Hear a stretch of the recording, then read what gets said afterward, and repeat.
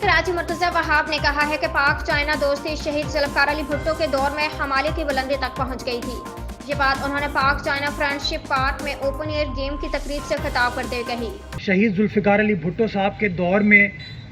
बुलंदियों तक पहुँचे और जिसकी मिसाल दी जाती थी। भुट्टो साहब ख़ुद कहते थे कि हमारे जो ताल्लुकात हैं वो हिमालय की चोटी से ऊंचे हैं और जो समंदर है उससे ज़्यादा गहरे हैं।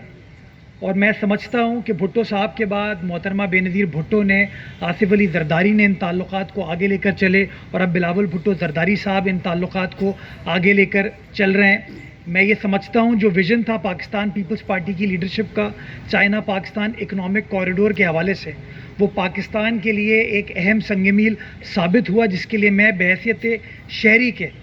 चीन की हुकूमत का शुक्रगुज़ार हूँ, गवर्नमेंट ऑफ चाइना का शुक्रगुज़ार हूँ कि उन्होंने पाकिस्तान की आवाम को मुआशी इस्तेहकाम देने के लिए, हमारे लोगों के लिए और इन्वेस्टमेंट लाने के लिए और मुलाजमत के मौक़े फ़राहम करने के लिए जो चाइना पाकिस्तान इकनॉमिक कॉरिडोर के इस्टेब्लिशमेंट में अपना किरदार अदा किया। मैं समझता हूँ ये